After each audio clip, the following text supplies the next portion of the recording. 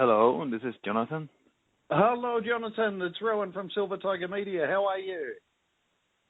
Hi, man. I'm good. How are you doing? Excellent, thank you. It's great to speak with you. Thanks so much for your time. Oh, thank you for having me. Pleasure indeed. Firstly, congratulations on Innocence and Decadence. How long was the album in the works? We've been working on it for a while. We took the whole last fall off to write the songs for the album, and then so we wrote for about 6 months, and then we recorded it this spring in March and April. Indeed, and it's been a few years since Lights Out. How does Innocence and Decadence differ from Lights Out? I think it's more spread out, maybe more. Maybe you can hear more influences or different things, different kind of music in this one compared to Lights Out. And I think, or I don't know if I'm way off, but to me it feels like we've taken a step to broaden our spectrum a little more for each record. It feels like to me, but then again, it's hard to tell when you're in the middle of it. So I guess it's up to listeners to. I can understand completely. And the album itself, just like the cover art, is quite a psychedelic kaleidoscope. It's extremely diverse. Would you say you have would you say you have a genre as such? Sorry, if I would. Would you say you have a genre as such as a band? No, I mean, I always had a hard time labeling music. I guess it's very hard to describe music without them. So I know why they are there, but at the same time, it's always, every people has their judgment of what kind of, or every person has their own view of what kind of genre a certain band is I agree wholeheartedly. It's very hard, but we definitely have a lot of different influences in the songs from different genres, especially on this record, I think. Certainly, particularly from the 60s and 70s. Would you say that you have a strong affinity with the music and the musicians from that era?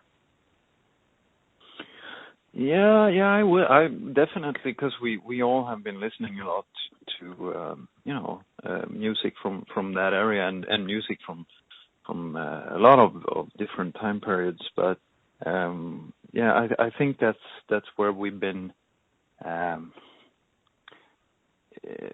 All of us in the band has been listening to a lot of the music during that time period. But we try not to get stuck in it, even though as you say, you can hear it in the music, and to me it's a good thing, but it's a lot of other stuff and a lot of other time periods as well.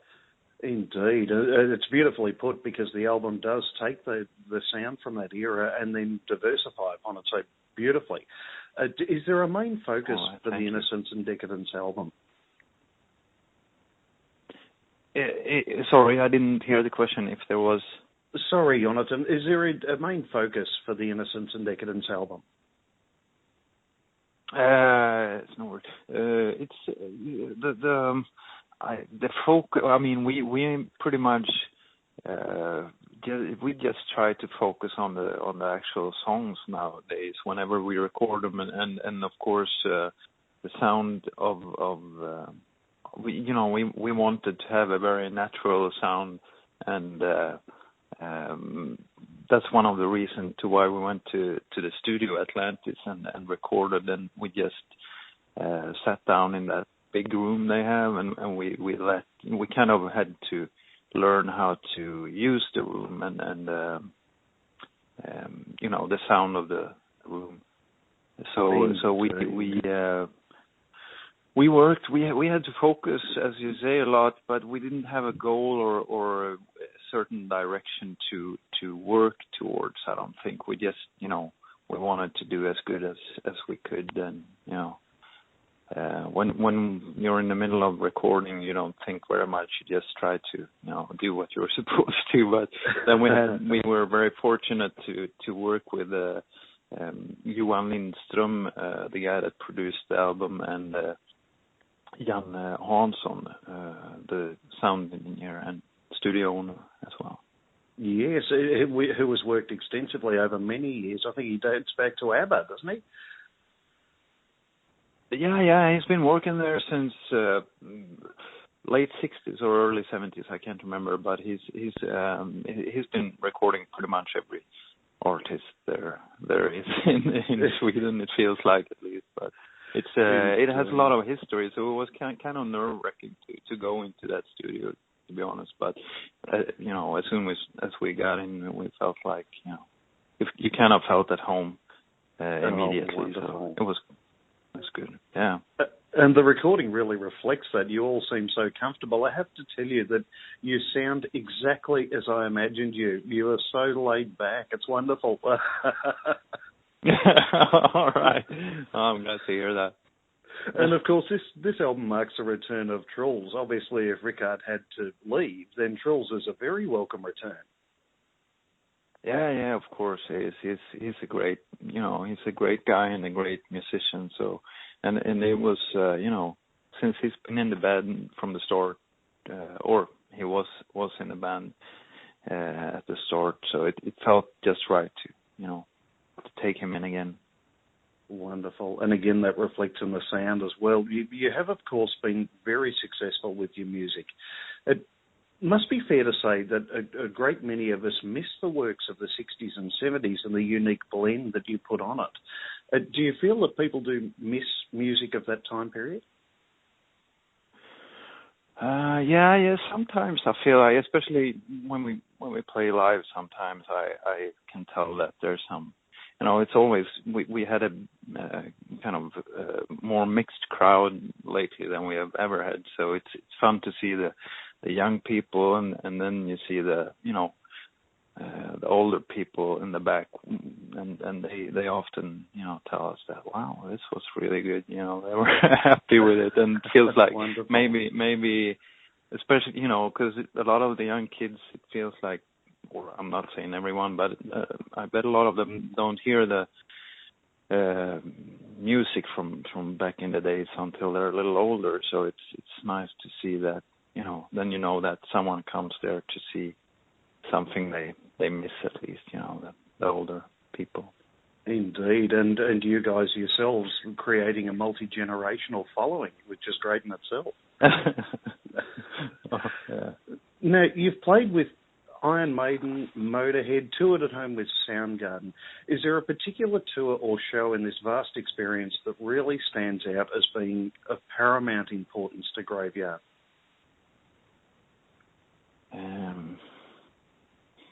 We've been doing, as you say, it is. But it's a good question. But we've been fortunate enough to do so many, things that I barely understand still. That it takes a long time for it to sink in. Like when you said we were supporting Iron Maiden and Soundgarden, and we've been doing a smaller support tour for Motorhead, or actually two of them, and then we supported Deep Purple as well, and that was, it's been amazing every moment of playing at all. Really, it doesn't have to be with big bands either, but I think usually when we do the last show on a tour, we kind of, when you're really tired and you're going home either straight after or the day after, and you kind of like, it's hard to do your best then because you think about what's going on when you get home and all that stuff. But the last US tour we did, or not the last one, we did the last main headliner tour we did, and we brought Bombas over to the States. Then we did the last show at not Bowery Ballroom, this venue in New York. Okay. I'm sorry, I lost the name. That's all right. I have it in the back of my head. But anyway, then we heard about Jimmy Page being in town, and the people that we knew from our promotional company, they knew him as well or something. So he showed up at the show anyway, and that was pretty fun for us, and he seemed he liked it a lot. He had to leave after half the show, and that time we felt like, okay, this is not like we usually play the last show on the tour. This is let's get it together, and it was really fun, and we were happy with that show, and that was something that I will remember forever. Oh, wonderful. I have to ask you, is there a particular region of the world that really appreciates your music more than others?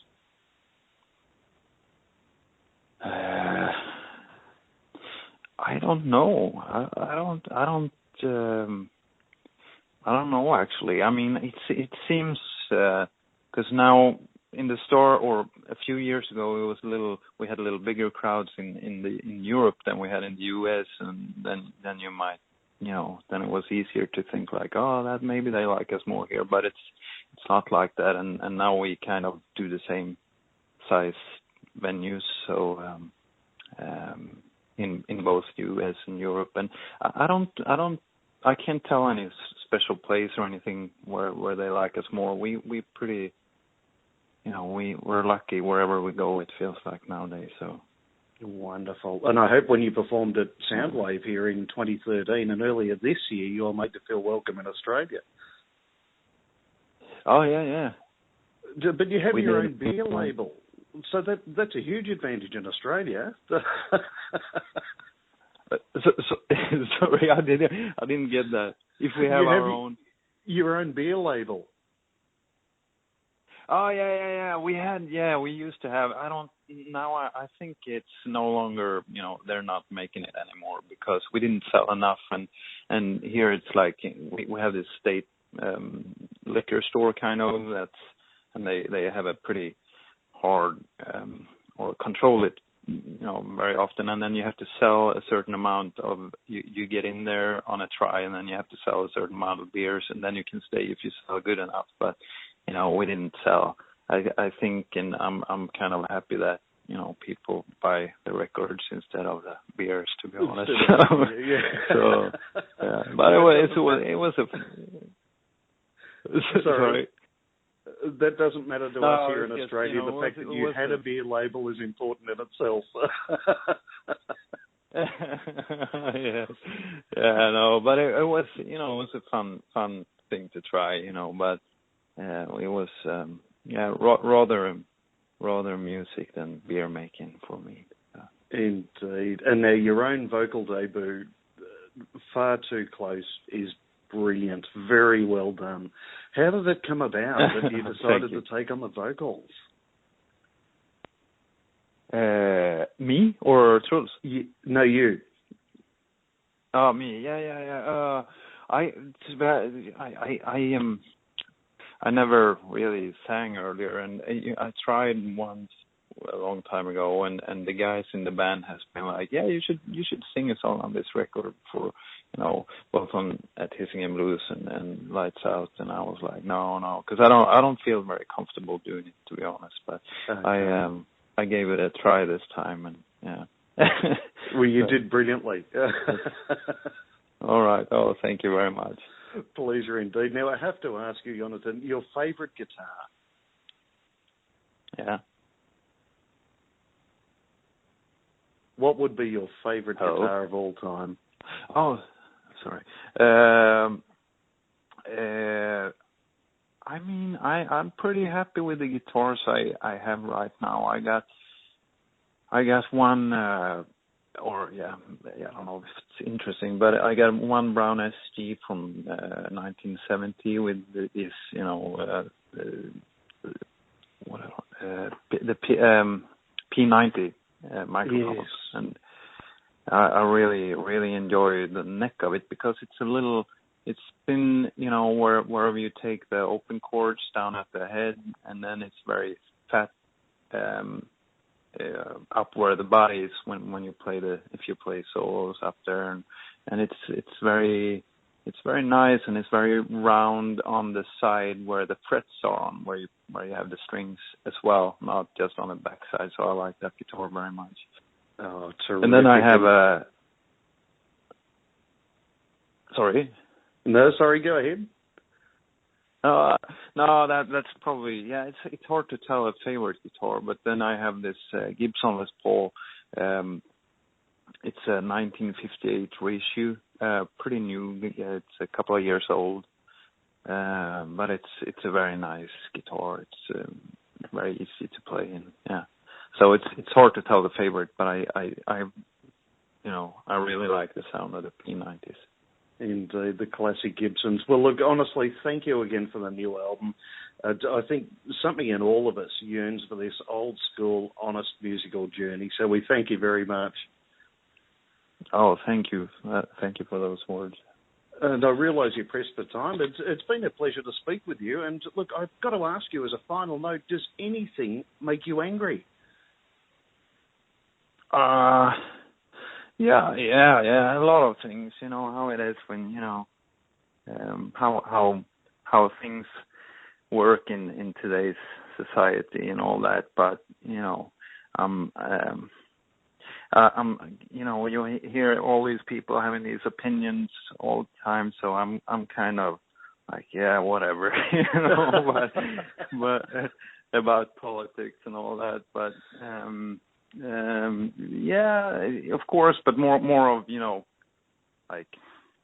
there's people without any food. There's people that throws tons of food every day. Basic, easy things like that.